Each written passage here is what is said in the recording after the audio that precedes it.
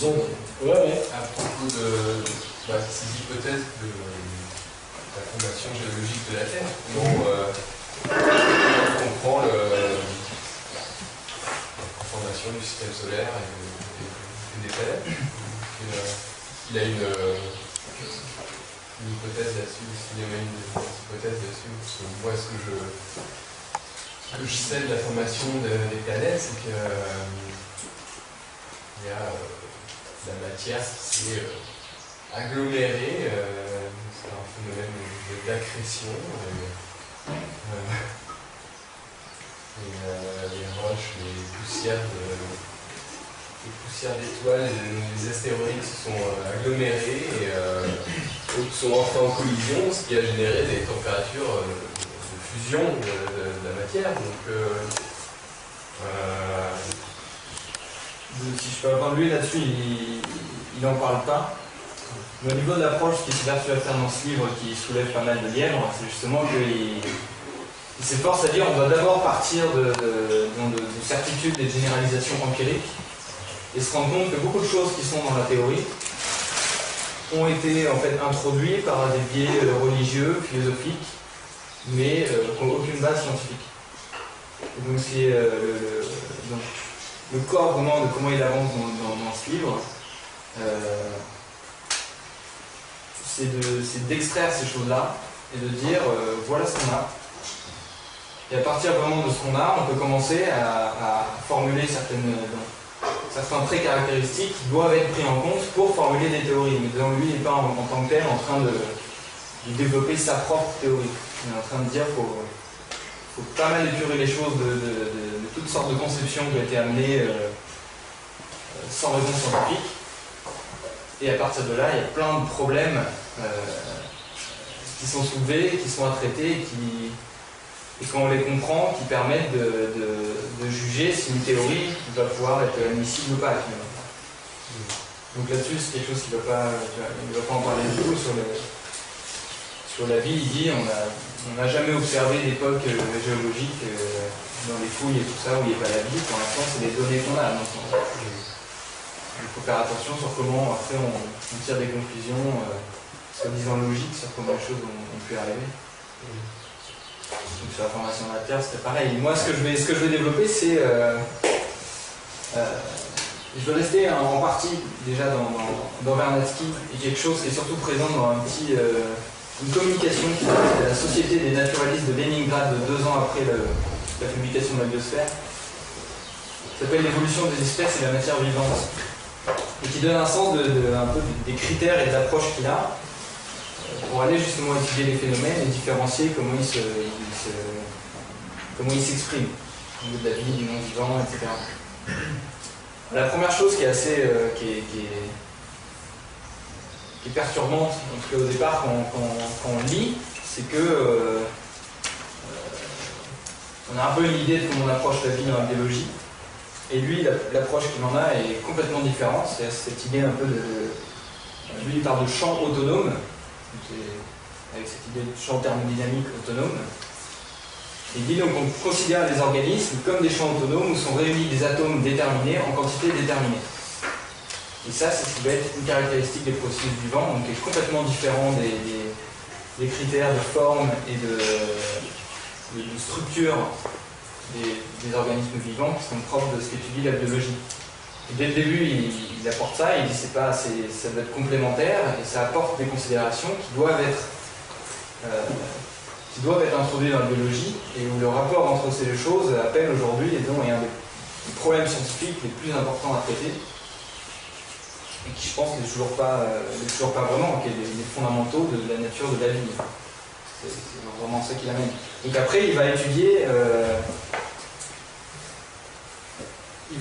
comment donc, tous les types de mouvements des éléments chimiques dans la zone de la biosphère.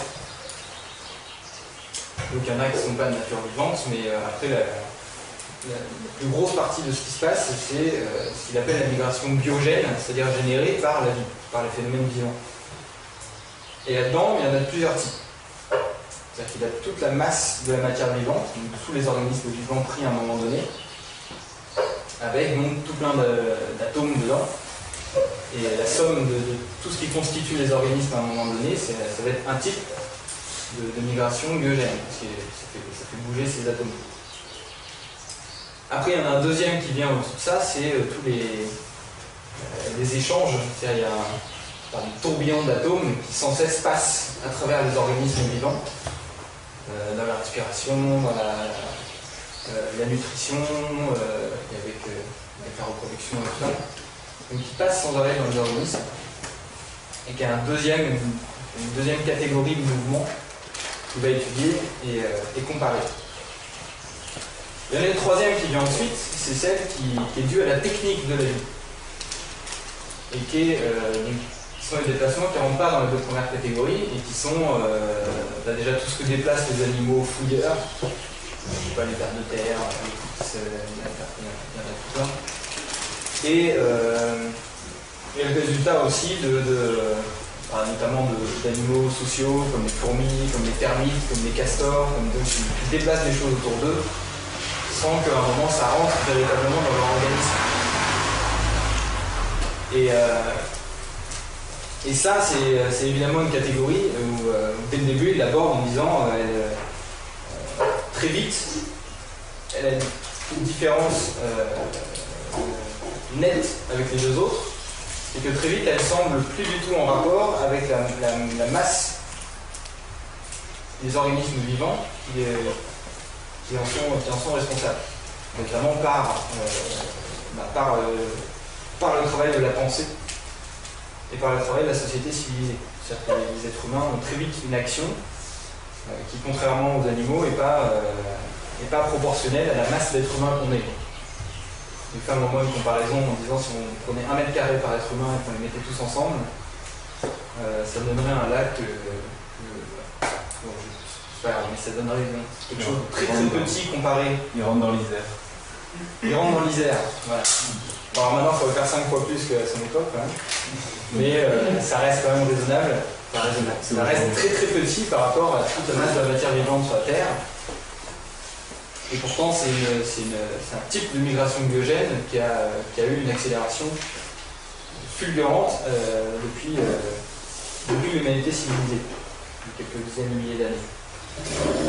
Alors là-dessus, il va justement, il avance en regardant ça et il va essayer de dégager, en tout cas, il va à un moment être amené à formuler deux principes sur lesquels je vais arriver assez rapidement avant de passer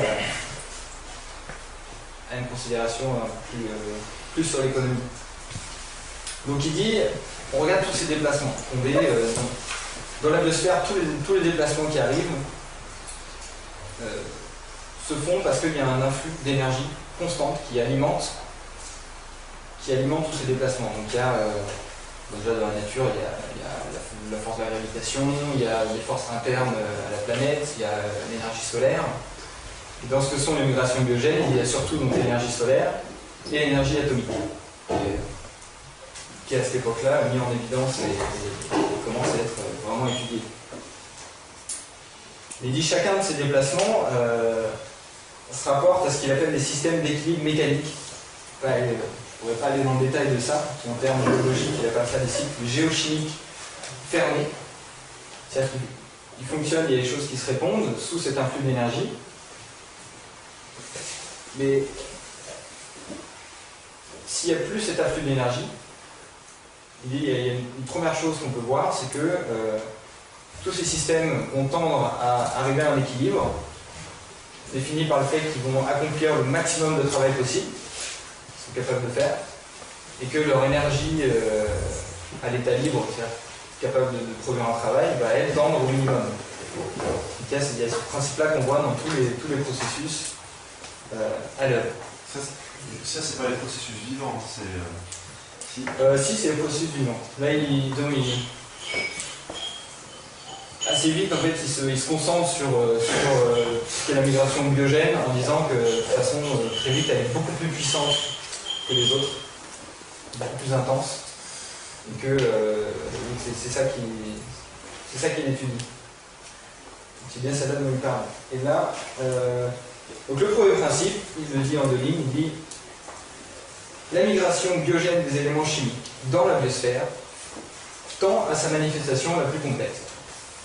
Voilà, c'est très simple. Et il va regarder comment se manifeste ce principe-là. Donc il y a déjà des choses qui ont été amenées par Sébastien, que je ne vais pas reprendre, qui est sur l'ubiquité de la vie. C'est-à-dire qu'en général, il va prendre le maximum de place possible, tout le temps. Et que, donc là-dessus, il dit que ça doit atteindre, si limite il y a, la vie doit atteindre ses limites. Et là, il observe que la masse de la vie, la matière vivante, est stable, ou relativement stable. Et que de ce point de vue-là, il y a une première limite qui a été atteinte depuis apparemment beaucoup de temps quant à la masse de la matière vivante, même si après il y a certains petits changements qui viennent là-dedans. Mais il n'y a pas seulement la masse, c'est-à-dire il y a aussi l'intensité de cette migration de gènes. Quand on parle par exemple surtout de l'échange avec l'extérieur, ils ont une même masse d'organismes, on peut avoir un échange plus ou moins intense et transformé de manière plus ou moins intense qu'il y a autour de nous. Donc là, il va parler de la pression de la vie, c'est-à-dire de ce nombre, du nombre d'atomes dans une unité de temps qui traverse les organismes et de tous les déplacements provoqués aussi par une intervention d'ordre technique, cette fameuse troisième critère qu'il a, et où là il y a évidemment une accélération croissante de l'activité technique avec l'homme civilisé, avec l'humanité civilisée. Donc ça c'est l'observation sur ce premier principe qu'il amène comme une généralisation empirique. Voilà, on observe qu'il y a ça. Alors après, depuis 3 générations à peu près de naturalistes, on parle d'évolution des espèces à l'époque, depuis un moment. Donc ça c'est quelque chose qui approche, il dit voilà, ce qu'on voit de tout ce qu'on connaît, donc il y a des créations de formes nouvelles de vie qu'on a pu observer, et que au fur et à mesure, on a cette ubiquité et la pression de la vie qui sont radicalement modifiées et accrues au cours des temps géologiques, et que ça accompagne cette autre observation qui est l'évolution des espèces. Et lui met ces choses ensemble, il dit on doit absolument les mettre ensemble parce qu'au cours de cette évolution, cette création de formes nouvelles de vie, on voit clairement qu'il y a une intensification, une accélération de la migration biogène en général. Et en même temps, donc, il dit qu'il faut en même temps prendre le fait évident que cette évolution des espèces est en corrélation sans cesse avec la façon dont la biosphère dans son entier est constituée, dans sa structure, et qu'il y a des choses qui, au fur et à mesure, vont permettre à certains types de vie d'être là, et il faut créer les conditions pour ça, et en même temps, ces nouvelles types de vie vont créer des conditions pour d'autres développements, etc. Et notamment, il y a l'existence de l'oxygène et du dégagement d'oxygène, qui peuvent permettre à tout un ensemble d'organismes vivants de se développer, qui est un exemple de ça. Et donc là, il arrive à un deuxième principe biogéochimique, c'est ça son domaine. Donc il dit l'évolution des espèces, en aboutissant à la création des nouvelles formes vitales stables, doit se mouvoir dans le sens de l'accroissement de la migration biogène des atomes dans l'atmosphère. Il dit elle doit se mouvoir dans ça. Il y a de l'observation empirique. On a clairement un phénomène qui va avoir mais même le terme mécanique, c'est-à-dire que c'est vraiment quelque chose qui est très constant. Il le dit, je vois ça, il dit prise dans leur ensemble, les annales de la paléontologie ne portent pas le caractère d'un bouleversement chaotique, tantôt dans un sens, tantôt dans un autre, mais d'un phénomène dont le développement s'effectue d'une façon déterminée, toujours dans le même sens, dans celui de l'accroissement de la conscience, de la pensée et de la création de formes augmentant l'action de la vie sur le milieu ambiant. Ça, il dit, de toute l'observation, c'est une condition nécessaire au développement de la biosphère et de tout ce qui la compose. c'est quand même assez étonnant. Pour continuer là-dessus, donc là c'est une considération sur le je vous lis, ça parle de soi-même. Le rôle de l'humanité civilisée, du point de vue de la migration biogène, a été infiniment plus important que celui des autres vertébrés. Ici, pour la première fois dans l'histoire de la Terre, la migration biogène due au développement de l'action de la technique a pu avoir une signification plus grande que la migration biogène déterminée par la masse de la matière vivante. En même temps, les migrations biogènes ont changé pour tous les éléments. Ce processus est effectué très rapidement dans un espace de temps insignifiant.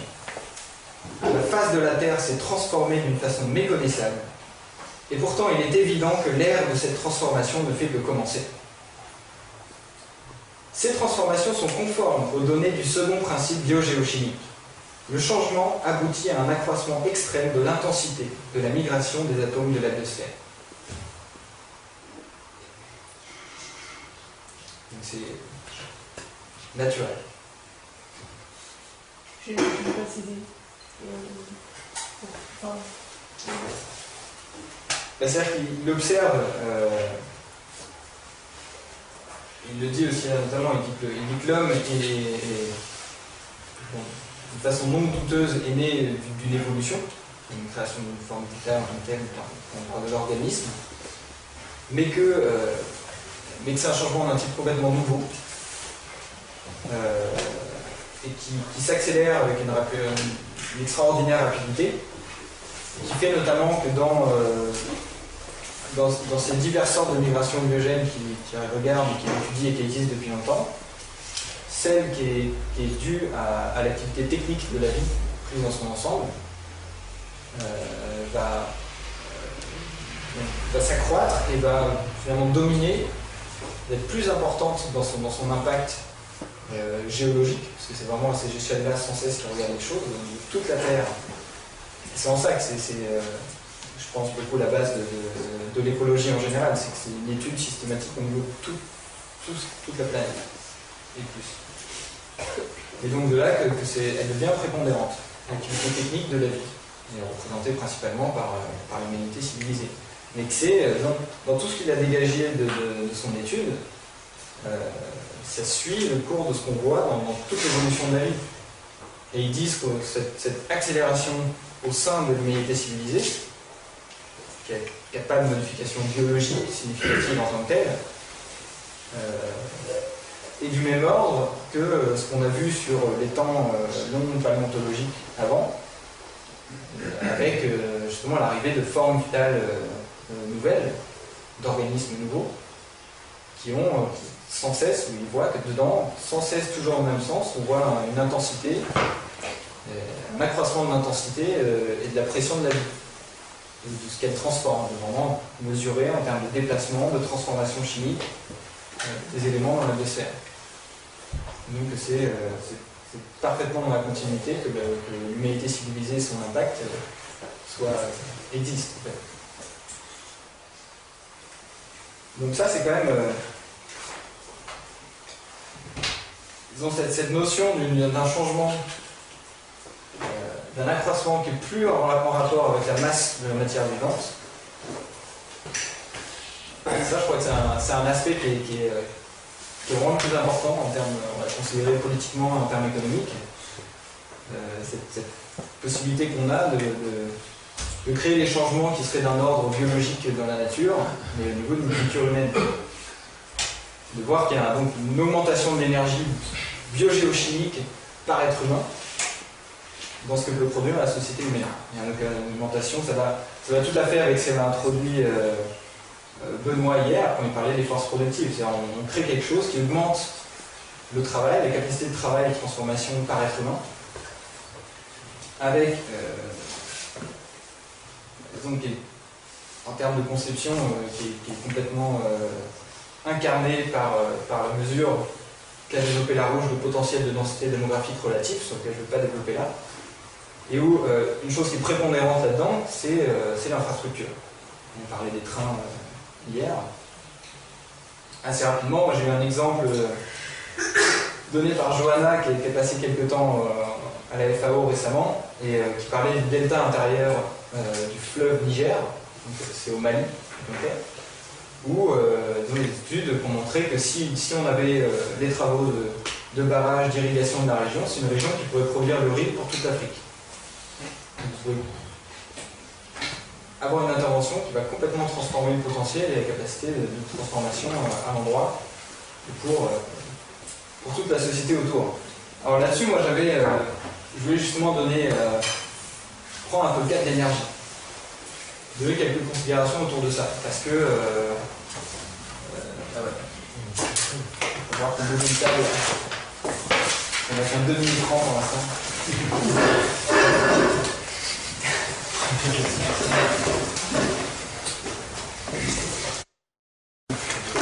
Je vais reprendre un peu la base de ce qu'il y a dans le. Je vais reprendre le pauvre Yann de Bertrand. C'est pas pour lui taper dessus personnellement, mais c'est parce qu'il est. Il n'a aucune autorité d'aucune sorte, mais il est simplement extrêmement significatif d'une façon dont beaucoup de gens sont amenés à penser sur ces sujets-là, notamment l'énergie.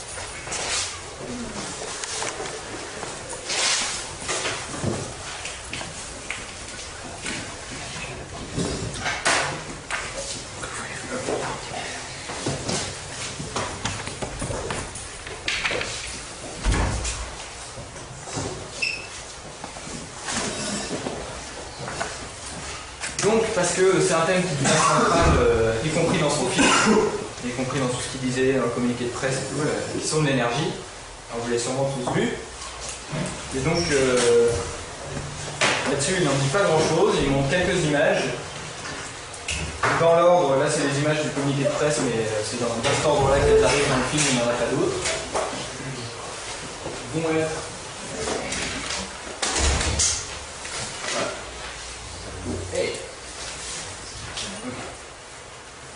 Le travail manuel, la force des bras des muscles dans les champs, le pétrole, les poches de soleil, explose d'énergie à la surface de la Terre. Et quand il parle de l'avenir où il est trop tard pour être pessimiste, pour nous,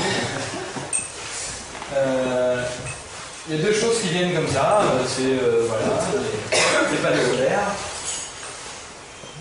et les éoliennes. Et il n'y a rien d'autre. Il en dit très peu. Alors ça, bon, lui il le dit, la question c'est que c'est clair que l'énergie solaire et les éoliens, c'est quand même...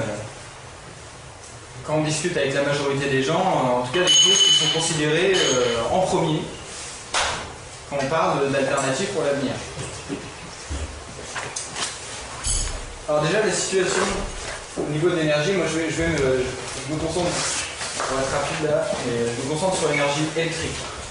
C'est-à-dire ce qu'on produit, notamment justement en termes d'infrastructure, ce qu'on met à disposition des gens au niveau électrique. Alors rapidement, là vous voyez justement sur différents pays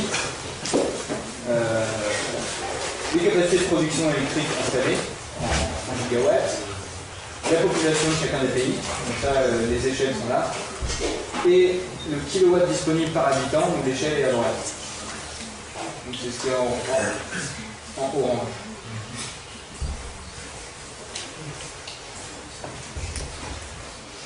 Donc évidemment, tout ce qui n'est pas amené et apporté aux gens sous forme d'électricité, ils doivent le faire manuellement.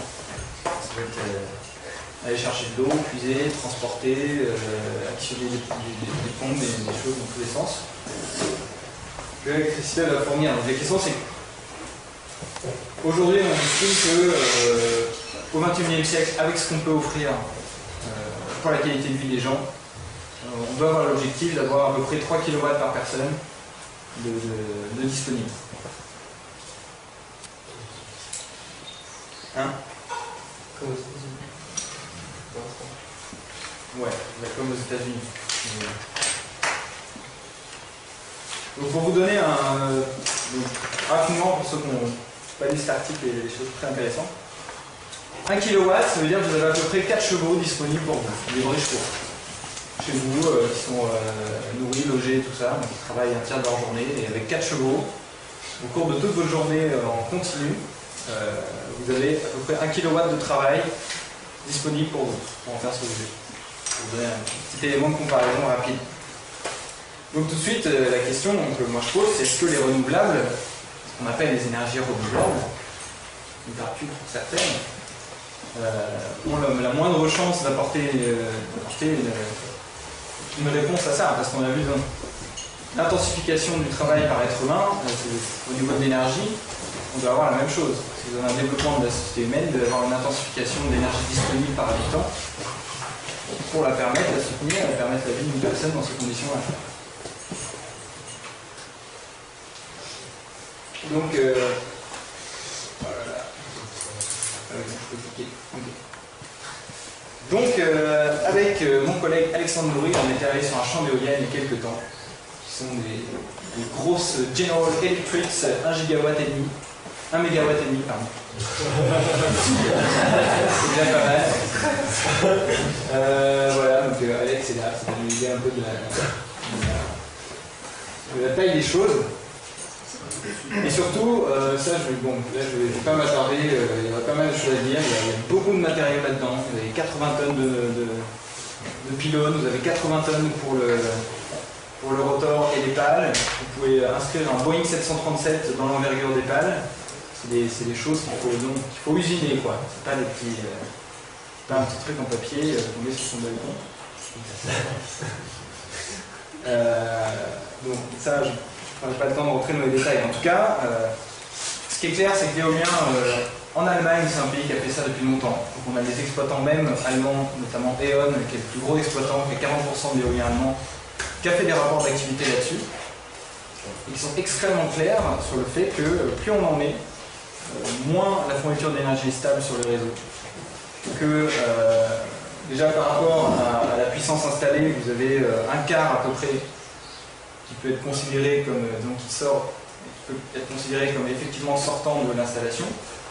Au niveau de votre réseau, pour assurer la stabilité, vous devez avoir 90% de la puissance installée en éolien disponible à chaque instant par des usines au fioul, au charbon. Vous devez être capable de prendre le relais quand le vent est un peu moins clément qu'on le voudrait. Donc disons, c'est absolument clair qu'au niveau de la fourniture, ça ne tient pas. Et maintenant, ce qui est intéressant, c'est de voir une question de densité, aussi de surface, d'occupation de l'espace. Et là, j'ai pris Lyon, parce que c'est là que je suis venu. Donc en jaune, vous avez à peu près la surface de toute l'agglomération lyonnaise. Et en cercle. Et si on voulait faire 1450 MW pour alimenter Lyon en éolien, vous trouverez le cercle vert. Ça c'est selon justement General Electric qui donne qu'il faut un rectangle de 385 mètres sur 231 pour permettre à une éolienne d'avoir assez d'air et que si vous en mettez plusieurs, qu'elles puissent pas trop monter les unes dessus les autres et avoir du vent chacune. Donc pour alimenter Lyon et l'agglomération qui a le cercle jaune, il faudrait le cercle vert en surface éolienne. Sans compter. Parce que là je vois 3 cercles en fait. Ouais, bah c'est Lyon en fait au milieu.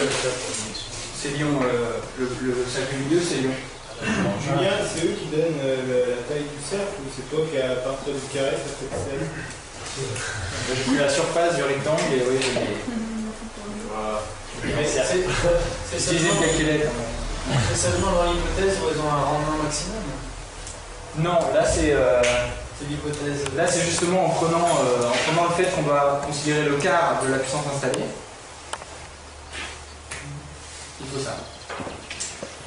Mais il faut installer aussi des usines, effectivement, au charbon, au fioul, pour suppléer les éoliennes pour les disponibles.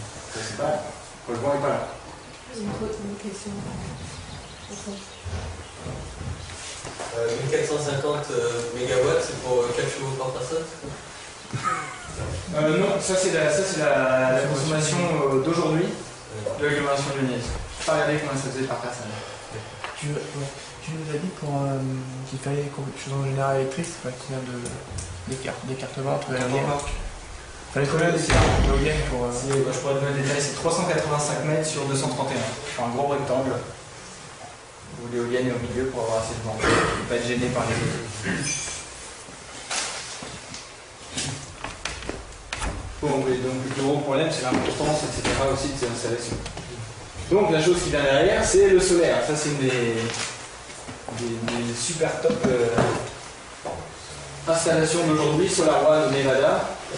Donc avec un fluide, une huile en fait qui passe dans ces tuyaux-là et qui passe comme ça dans tous les panneaux solaires, qui est monté à plus de 300 degrés et qui alimente une machine à vapeur pour faire de l'énergie. Donc là, on a moins du quart de la puissance installée qui peut être considérée en moyenne comme un flux et utile derrière. Bah, pas constant, notamment la nuit, ça s'éteint. Complètement. Et voilà, donc ça c'est la surface que ça prend. Alors je l'ai rapporté aussi à l'agglomération lyonnaise, un peu moins grand. C'est le gros rond qui est là. Mais bon, là il y a des périodes où de façon claire et nette ça ne produit rien du tout. Donc il faut aussi notamment les périodes où on en a besoin. Il faut aussi d'autres usines. Et surtout, alors ça c'est un petit comparatif. Ça c'est la surface que prend la centrale de Cattenom, une des grosses centrales nucléaires françaises, un quadriréacteur qui là pour le coup produit 3 fois et demi ce qu'il faut pour l'agglomération lyonnaise, et qui avec tout un parc de retenue d'eau et tout ça qui est autour, voilà, prend quelques hectares, 25 hectares. Ça pose une première comparaison de densité au niveau de l'occupation de l'espace. Le plus gros problème du solaire, c'est qu'il y a une limite fixe qui est les rayons solaires. Et ça, c'est la répartition sur la France, tout le monde donné par EDF. C'est ce qu'on peut en attendre. Et ça, jamais on pourra changer ou bouger cette limite-là. Il n'y a pas vraiment le Nord. On pourrait trouver un moyen de réchauffer le climat.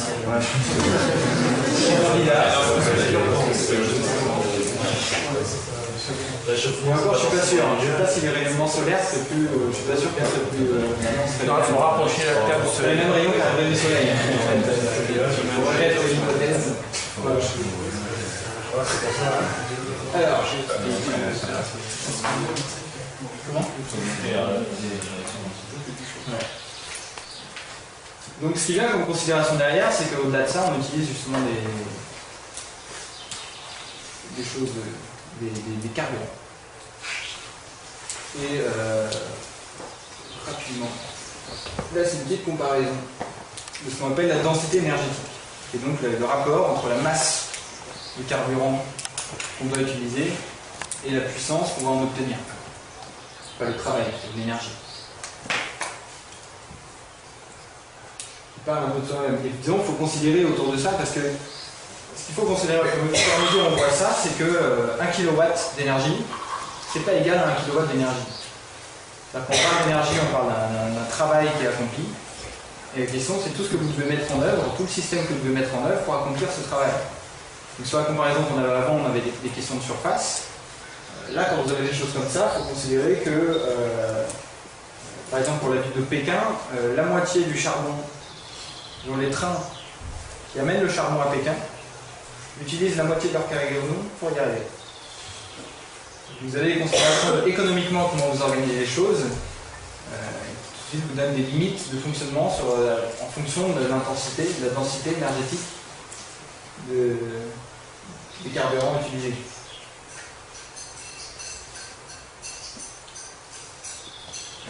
Il y a quelque chose d'encore plus fondamental. Donc là, on a déjà une idée que bon, la fusion, il y a encore une petite comparaison justement pour une puissance donnée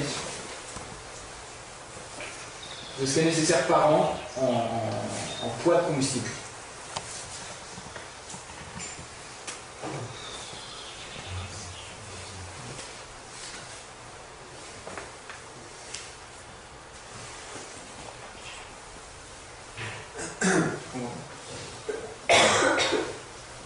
Le système utilise quoi le petit machin? Le quoi? Petit camion. Un petit camion, ouais. Et il faut un camion par an, 20 tonnes. Avec ce qu'on appelle les surgénérateurs, il faudrait un petit camion. 10 fois moins. Et comparé à des choses qui se calculent en 1 million de tonnes pour le reste.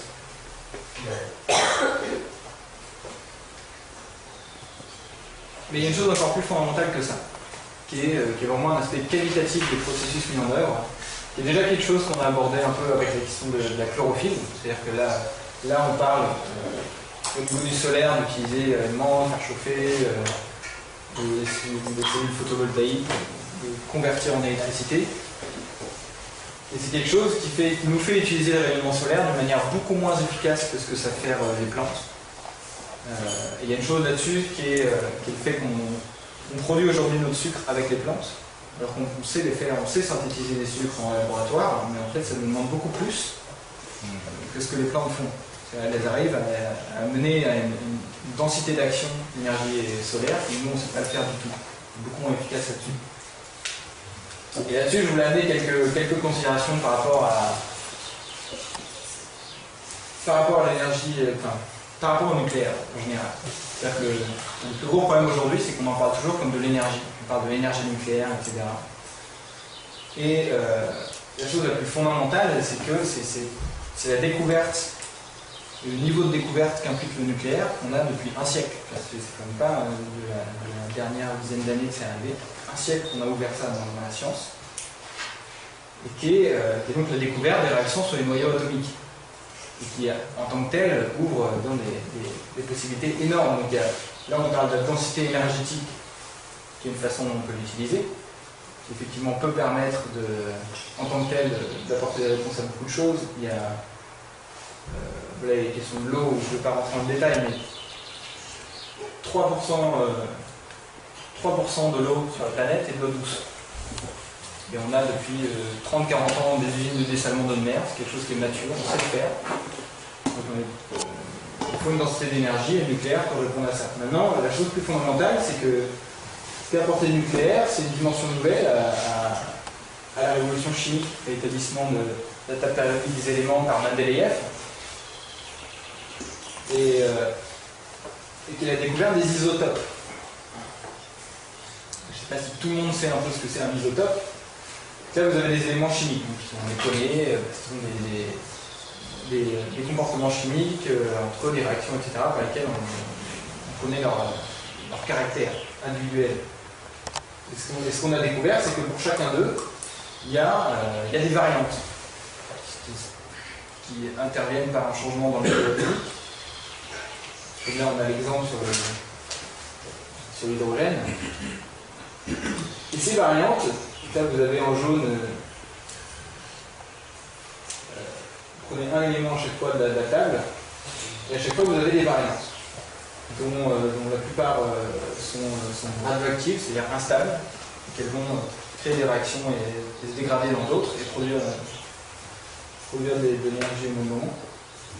Et surtout, ce qu'il y a, c'est qu'ils se comportent d'une manière chimique, de manière à peu près équivalente, un même élément, tous les isotopes de calcium par exemple, de carbone, mais par contre ils vont avoir d'autres caractéristiques qui vont être différentes. On est vraiment au balbutiement aujourd'hui d'exploiter, d'enquêter, de connaître, et c'est ça qui donne d'une puissance, quelque chose sur lequel vient Vernadsky, parce qu'il parle d'un quatrième en fait, après l'aspect technique juste en tant que tel, il parle d'un quatrième type, il dit qu'on pourrait ou pour énumérer de migration biogène.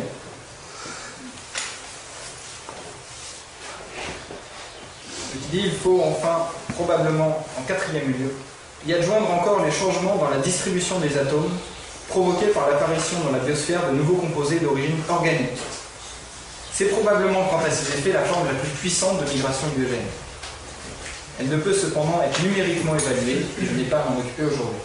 C'est le cas, par exemple, de la migration que détermine le dégagement d'oxygène à l'état libre par les organismes à chlorophylle. Donc, il a complètement transformé la phase de la biosphère, ce qui était potentiellement possible dedans.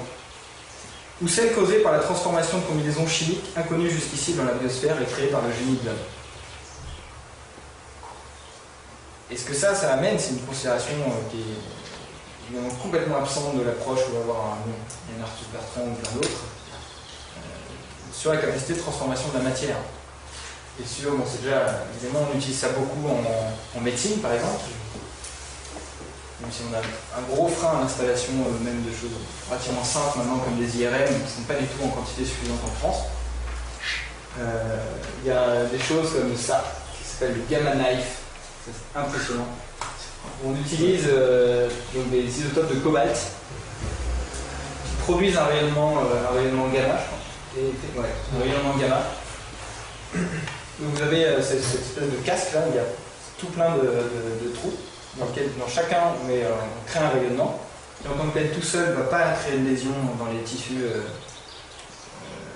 organiques, mais qui se concentrent en un point et qui permettent d'aller traiter des lésions, des tumeurs, des choses à l'intérieur d'une tête sans avoir à ouvrir. Et qui est extrêmement précis. Comment ? Quand il dit traiter, c'est détruire. Ouais, je crois qu'il le détruit. Et c'est extrêmement précis, ça ne touche pas ce qu'il y a autour. C'est parce que ça a un impact seulement quand c'est dense et du coup, comme ils arrivent tous d'endroits différents, ils ont un impact seulement là où ils se trouvent. Ouais, c'est ça. Il y a un endroit extrêmement précis où ils vont tous se rencontrer et où là, il y a une densité d'action. C'est pas ça. Et ça, c'est un exemple de... Hein Ça existe en France? Je sais pas. Je sais pas si elle est déjà en France. Je pourrais pas te dire. En tout cas, ce qui est...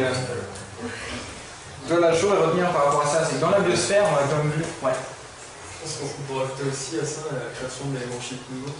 C'est-à-dire que grâce au nucléaire, on peut faire un peu ce qui est la base de la chimie, ça va transformer le plomb en or. Ouais, c'est ça. Et ça, c'est extrêmement important. Parce que c'est énormément à développer. On ne maîtrise pas assez tout ce qu'il faut pour mettre en œuvre. À l'échelle, il faut. Mais c'est une ère potentiellement de transformation complète des déchets, de tous les éléments qu'on appelle déchets, qui sont des rejets finalement de certains processus, qui ne sont pas en tant que tels forcément des déchets, et qui peuvent être transformés, qui peuvent être redécomposés dans leurs éléments, qui peuvent être transformés, et une possibilité de création de ressources. Et d'ores et déjà aujourd'hui, il y a certains éléments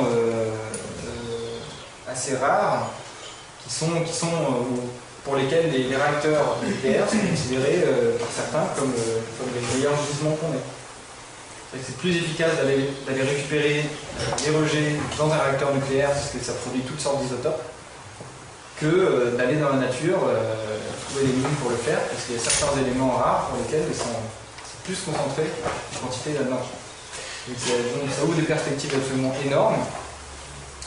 Et ça montre un fait qui est vraiment important, qui est le fait que dans la biosphère, on voit qu'il y a des limites au fur et à mesure qui sont posées par des conditions de gaz, de plein de choses différentes qui font à des moments donnés, il y a certaines limites de développement où on voit au fur et à mesure des temps paléontologiques que la vie crée des révolutions qui permettent d'avoir un niveau d'organisation, de complexité qui permet de passer ces limites. Mais qu'au niveau de la noosphère et de ce qui est animé par la créativité humaine, la conscience de cette créativité, les limites ne sont pas du même ordre. C'est ça qu'il faut considérer en termes politiques, sur lequel Jérôme continue.